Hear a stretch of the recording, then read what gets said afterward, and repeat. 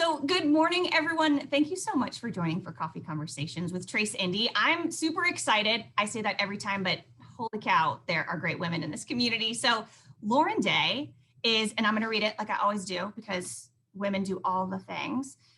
She is owner of City Strategies. She is co-founder of Solid State. She's the former PR director for Indigo. She's been with the Cultural Trail, board member for Storytelling Arts, board member of Growing Places Indy, which we've talked to Victoria, so we know we love that organization. She runs a women's writing group. Lauren, one, thanks for taking the time because you're busy. But two, you do so much for this community. Thanks so much for having coffee with me. Oh my goodness, it's always so flattering and humbling when someone just reads, your bio, if you're like presenting something or even just now. So thank you for inviting me. I have watched several of these, and just to think about the other women that you featured, it's always, it just is wonderful to be. This community is so good. So granted, that's a lot. A co-founder and an owner of two amazing things. So explain one, is City Strategies and Solid State, because they're very different, but still kind of aligned through. And then what do you do in a day? Oh my goodness. So it's a great question.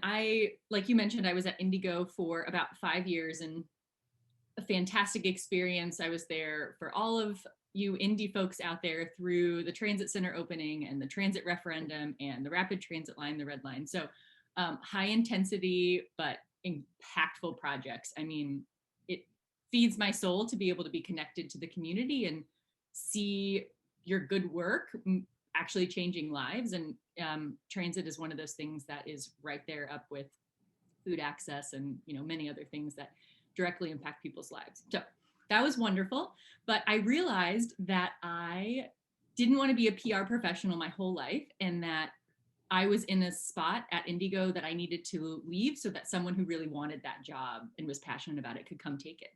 I firmly believe that you have these chapters in your life where you can really be there and be thoughtful and do good work, and then you can move on and make space for somebody else to be doing that. And so I didn't come overnight, certainly a journey. A writing group is part of that. But realized that I wanted to do something else, but didn't know what that was. I imagine some people leave jobs because they have something that they want to go after. And I just knew that there was something else that I could be doing to make an impact and kind of figure it out. So I started City Strategies, to answer your question, and was able to hold on to Indigo as a client and continue to add support to their public affairs department, and get to work back with the Cultural Trail and a couple other great organizations here in Indianapolis. So I do communication, really specific program management. Some ideas have come to me where they've never tried it before, and they're like, Lauren, do you want to just see what happens with this? So it's really fun. I still get to use my strategy urban planner brain. That's awesome. Yeah. Do you want me to tell about Solid State? Or yeah, I very much do, because eventually 16 Tech is going to open and everyone's going to see this amazing work. But I know they're also at So Chatty too. So explain what Solid State does and where people can see their work. So this story I'd like to share, especially with other women, because I think it's a nice example of just things not seeming particularly clear, and just kind of following where you can be making little incremental change. And sometimes things will come to fruition that maybe were not ever something you had imagined before. And Solid State is certainly that for me. My boyfriend, my partner, whose name is also Lauren, is a beautiful woodworker, craftsman who owns his own business here in town. And so I just started helping out in the shop, like with processes, and he has a growing team and just doing things like payroll and invoice processing and all of that. And then we met this couple, Aaron and Rebecca Zettler, who are home remodel experts and also entrepreneurs. And we just started talking during the pandemic. We were kind of in a bubble just because the shop was able to stay open, and decided that it could be kind of fun with more people and more brains to take on bigger projects. So we formed Solid State in June of last year. So, you can start a business anytime. And what we do is kind of full scale. So we do design and visioning, like kind of placemaking direction. And then we also can do all of the fabrication and installation as a team. So it's wonderful. So I still get to do my project management. I get to do like creative, like in a different creative way than I've done before. Do things with my hands, like learning new things and wearing work boots. And it's this completely, I would not have imagined this or even probably ever journaled about this being in this way, what I'm doing, but it's absolutely very fulfilling, very trying. It's interesting to be a business owner with and living with your life partner. So that's also a lot of work, but wonderful. So yes, so we just finished Tinker Coffee Company's cafe at AMP, which is the 16 Tech food hall, and we did Sochati, which is this like chocolate magic place. We did all of their front of house, and the Foundry Coffee Shop is the other fun one that we did the renovation for. So. Oh, I haven't seen it. I just saw that just reopened, so I need to get down there. Very excited. Okay, so there's a couple things that I want to kind of go in a couple different directions with you. And granted, I know you a bit. I think you're one of the coolest people I know. But one of the reasons I really enjoy you and that I want other people maybe to kind of get an inkling of is you're from Indy, so born and raised, family is here. And granted, you have, which we'll see if we go down that road too, big social change family. I mean, they've always been very on the front lines and loud on the right side of history. And I think that very much reflects in you. But another cool thing that I want to talk about is this women's writing group. And you're also in a women's chorus, if I remember. I kind of forgot, and it just came back to me. I mean, you do these really fulfilling things. I can barely remember to take a shower. And you very much fill your cup in these really beautiful ways. So I want to talk about, and you've referenced it twice, which is why, this women's writing group. And why is that important to you in taking that time? And full disclosure, I have been invited. I showed up once. It's hard. It's during my school drop off in the morning. But I really enjoyed the together a part of it. So I wanted you to talk about how that's kind of woven into some of your direction into some of this, just because you've referenced it, and what that group is. Sure. So I call it Women's Write Shop. And actually a dear friend of mine and I started it, I think almost 3 years ago now, because both of us found so much clarity of thought and kind of self-care in just saying, we're going to write for this 20 minutes. And so we thought, I wonder if some of our other friends might like this. And so that's really how it started. And with competing work schedules and everything, we have just continued it. So I just lead a group of women. All are invited. So anyone who's watching or listening, I'm sure it's because I have a private Instagram that not that many people see, but I always want anyone to know that they're invited. So yeah, pre-COVID, we would meet in person, but we've been doing it on Zoom. We just had one this morning, actually. So yes, to your point, I like to kind of start with grounding. So we usually just take a couple of deep breaths together. Again, not something that I think we probably give ourselves enough of. And then I offer a prompt because sometimes that's inspiring, but really I always reinforce the space and time is there for you to write about whatever it is that you feel you'd like to spend the time doing. So we've had women work on books that they're writing. We've had a dear friend of mine was filling out her baby book because she just really wanted to do this for her firstborn, and this was the time she was going to do it. So we write independently for about 30 minutes, and then there's time at the end if anybody wants to share. And it is an incredibly safe and supportive place, which I know there are many of those, but that's really important to me, that we just allow the silence to be, and if you feel compelled to share, and it's wonderful. It's really nice connection, and truthfully, I think that the power is in just saying, I'm going to write for these 20 or 30 minutes. And, I send an email to whomever would like to receive it. And when I'm on top of it, I'll share the prompt that we did the previous week. So if you have space to do it, you're welcome to do it on your own time. But really just taking the space and saying, I'm going to do this. I'm just going to see where this goes, and then I'm going to share.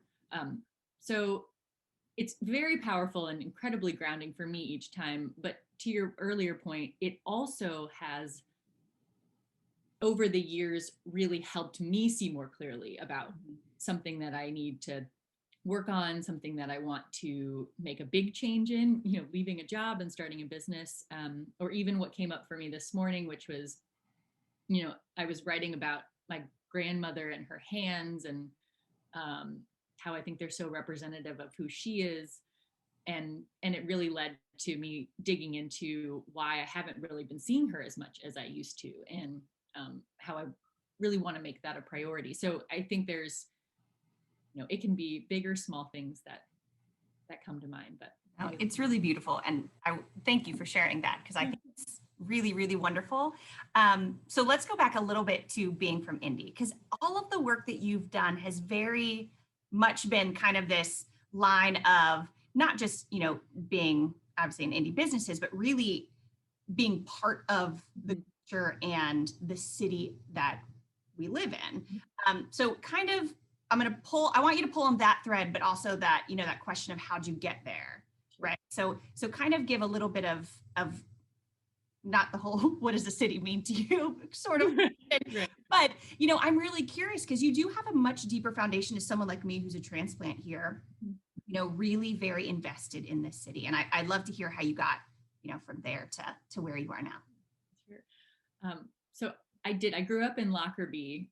So this was a very transition time for downtown and the neighborhood. But my parents very much wanted us to grow up in an urban community and walk places and be exposed to as much as we could.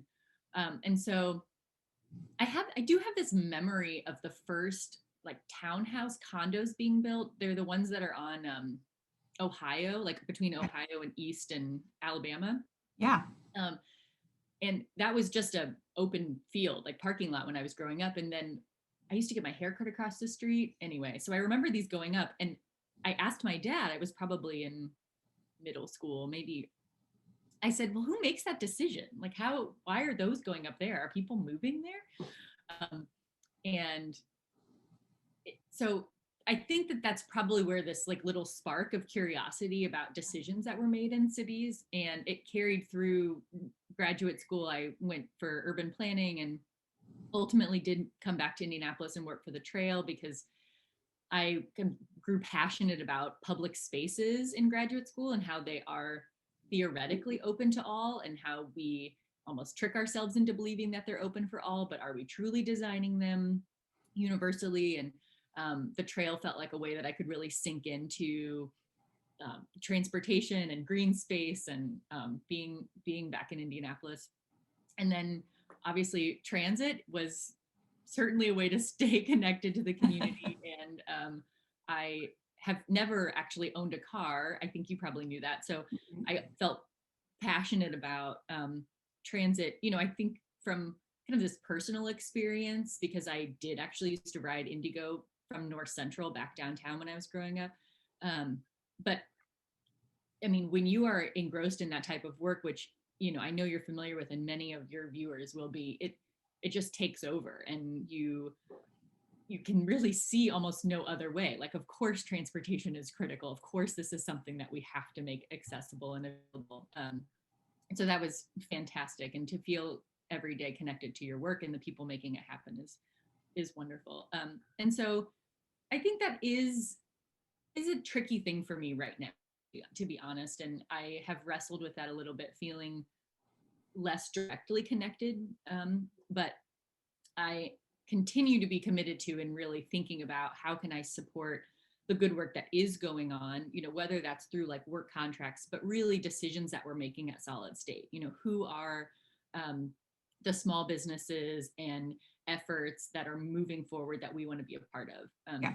just off the top of my head, of course, Victoria, who is the executive director of Growing Places, has also started Botanical Bar, which is a plant store. I know They have my money. I know. She's amazing. Oh, I know. This one of hers. And so as we're putting proposals together, we are kind of naming them as like the official partner that we would use for plants, because that's one of the things that we add to our designs. And so it's a small example, but just how can I stay connected to and lifting up these other like small businesses and women-owned businesses and efforts that are happening in the city. And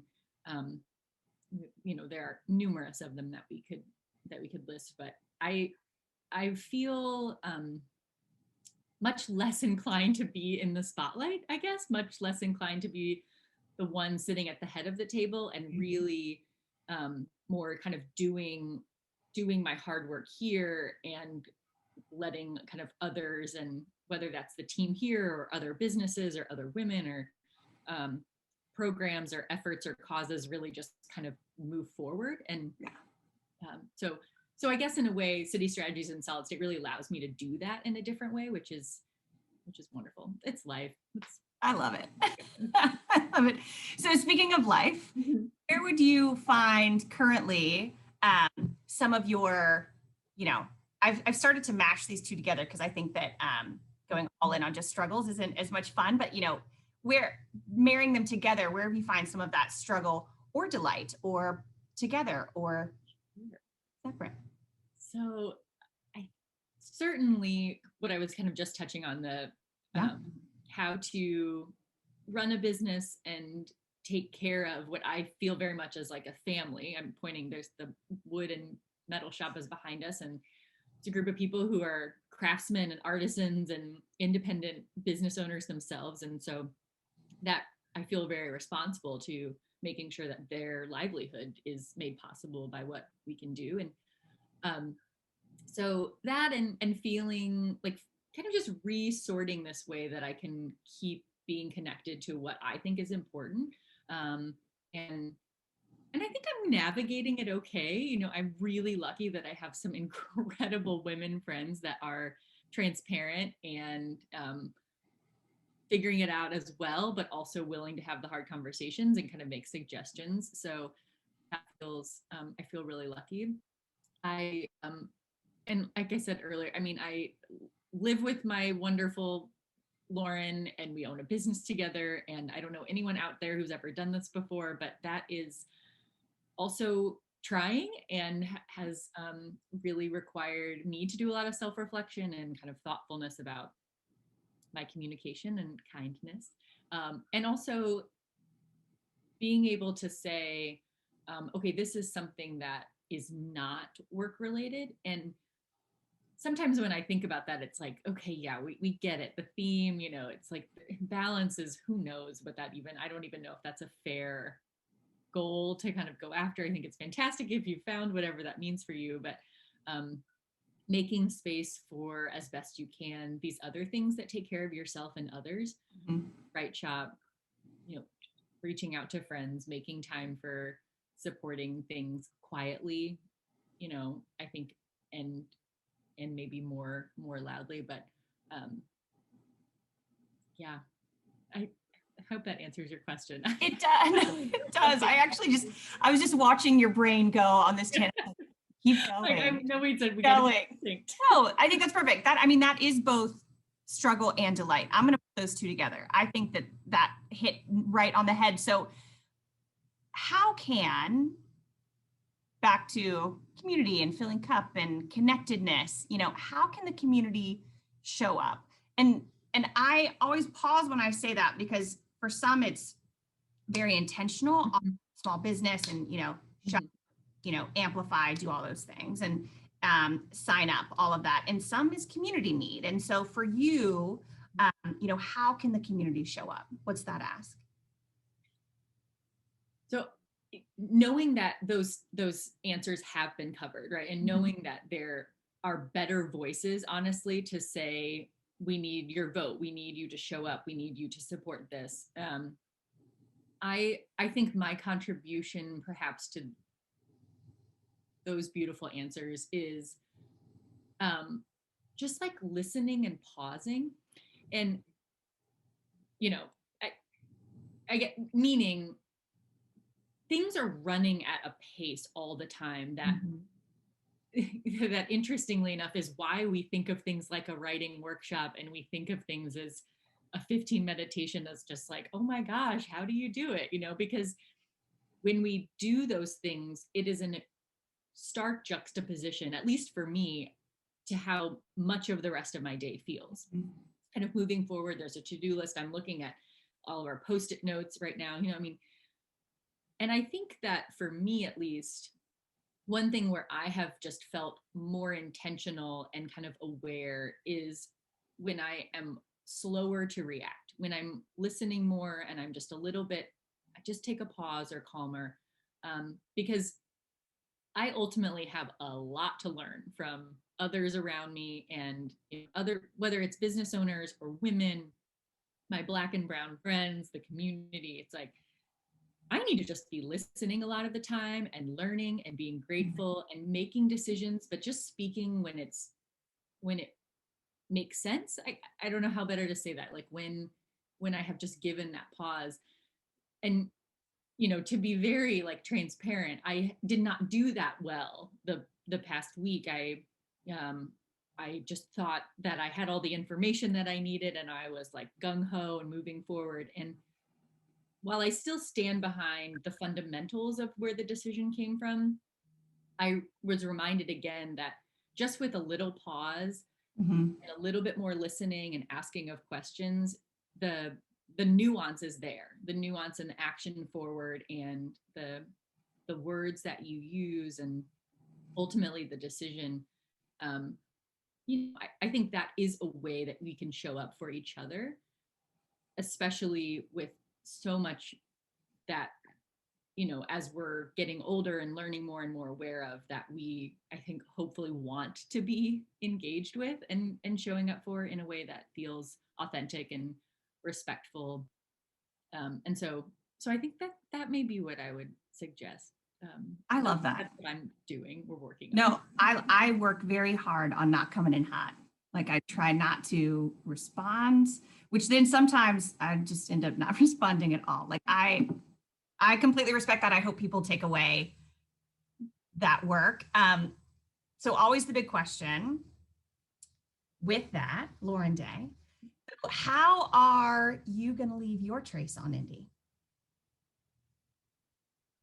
I wanted to have this like beautiful soundbite for you, so I'll do. You're wonderful at grabbing goodies. So if it's okay, I'll like sort of explain like what Yeah. the vision that comes up in my mind. Um when I think about like a legacy, get that, but I think very much about um what how can I like truly support the the efforts and good work and um endeavors of my loved ones. And that is immediate nuclear family and this wonderful group of amazing, like, dear friends that I have, and then my larger community. And ultimately, the trace that I would like to leave is one where others felt like supported, that Lauren really went all in with that. Like she was thinking about how this might help me, and she did it in a little way. And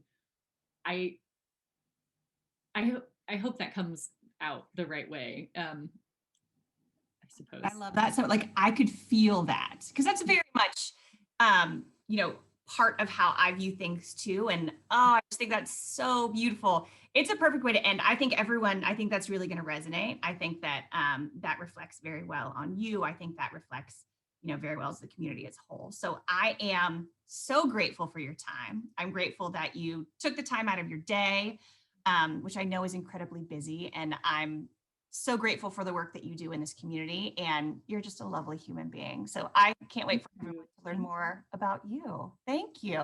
Thank you. Thank you.